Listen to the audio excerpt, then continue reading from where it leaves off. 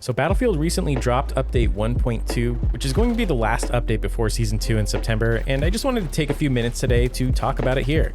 I won't go over everything in the patch, but I did want to touch on a few main points before getting into the Kaleidoscope rework. Some balance changes came through, stealth helicopters feel a little bit less oppressive, which is good.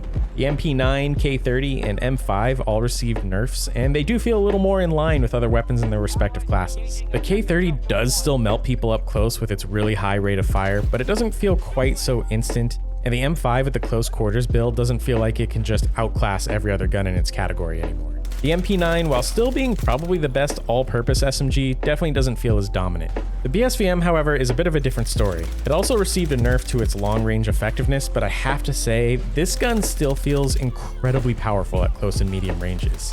It's still really good at long range too, but I feel like I get instantly deleted by this gun at close range and medium range, and I just lose gunfights even with adequate accuracy and landing the first shot on my opponent.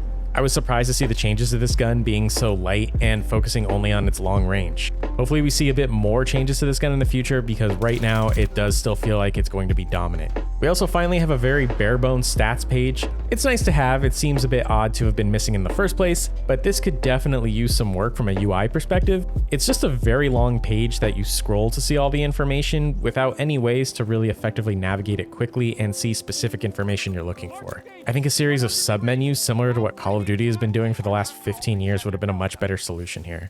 Either way, I still think using third-party tools like Battlefield Tracker is ultimately the better move for people that like to dive deeper into their statistics. There's a little bit more HUD customization added to the game now, which I love to see. The level of HUD customization in the series has always been one of the biggest selling points of the series for me, and I'm happy to see Battlefield 2042 coming a bit closer to the standard of previous games for this. An aim assist fix went out for console players. I play on keyboard and mouse on PC, so I'm not sure exactly what it entails or how it's working now, but I'm happy to see console players getting a fix for something that's so crucial to the gameplay experience. If you're a console player and have noticed a difference in aim assist, tell me about it in the comment section. I'd love to learn a bit more about this and if it's actually improved. And if you use controller on PC, let me know if it's affected you in any way as well. The first round of changes to specialists finally came in with this patch, and it's focusing on tone and style. For the most part, this involves removing a lot of the smirking and upbeat facial expressions from the specialists, as well as adding some facial hair and dirt to a lot of the faces and uniforms. Interestingly, they seem to have also made Falk slightly younger. Her hair is a little darker and her face appears to be a little bit less wrinkled to me. Personally, I've always found the whole combat granny appearance to be really bizarre to me.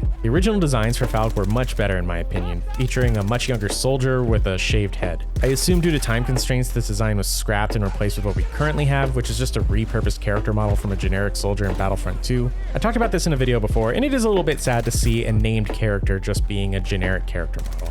Generally, I think these visual changes are a small step in the right direction, though I'd still say the tone isn't quite there. Even though the post-game voice lines were removed in the past, the silly ones in the beginning of the game and even in-game still remain. I play McKay most of the time, and he still says lines about being great ass kickers before the game starts, and lines like, "You're making this look easy" in the middle of a match, which still feels really out of place with the dystopian future war setting, and I can only imagine other specialists are still doing the same thing. Ideally, the style and tone will continue to change, and hopefully we see it get grittier and a little more grounded as we go. We still have no word on the specialist rework dice mentioned several months ago. It's a bit frustrating to hear them talk about it and commit to giving us more information, only to go completely silent on the matter for months on end. I'm wondering if they've had a change of direction since that original announcement, but it's impossible to say given how secretive DICE is about their plans for this game. And finally, we got the biggest change of this update, which is the Kaleidoscope rework. If you're interested in playing it, DICE did just add an updated playlist to include 0 Hour Conquest 24/7, which is just a mix of exposure and Kaleidoscope. Before they added this, it took me over 5 hours of playing right at the launch of the patch to finally get Kaleidoscope, so adding this is a big win. It's also nice to just have a bit of variety rather than playing exposure on repeat.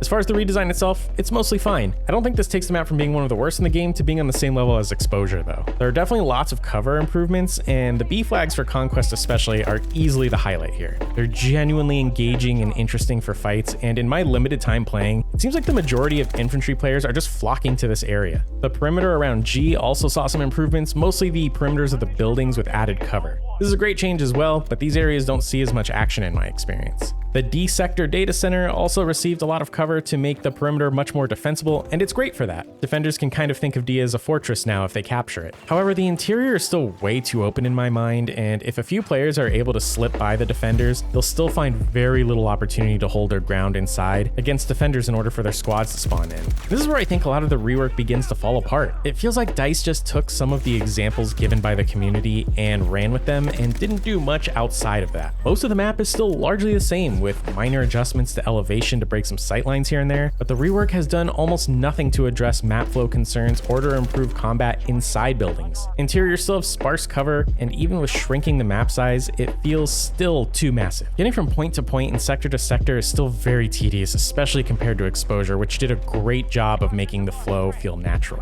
On top of that, large portions of the map seem completely unchanged. The C flag comes to mind especially, as well as the East sector. If I'm being honest, gameplay in these areas still really sucks, and trying to traverse more interesting areas of the map still leaves the player open to too many sightlines and angles. Generally, it's better to try to get a foothold around B with a spawn beacon or holding a point for spawns, and just sticking to that region. Outside of the B and G areas, the rest of the map isn't that great, and on the whole, I'd say Kaleidoscope went from being terrible to mediocre, which I suppose is an improvement, but it's still a little bit of a disappointment. Outside of the gameplay side of things, I really think they missed the opportunity to make it feel more like a war-torn city as well. They added some AA gun animations in the distance, which is fine, and there are tons of tire tracks and the forward operating base around B to make the area feel a little bit more lived in. But generally, a lot of the assets added to the game are just generic stacks of sandbags and crates or shipping containers, while all of the buildings and the park areas still look very clean and pristine. Funnily enough, inside the data center, there is a little bit of trash added to the ground, which seems like a direct response to people saying that the map feels clean. I would have rather seen a lot of the skyscrapers half destroyed or the data center falling apart, with the debris from these buildings creating a lot of the cover and obstacles.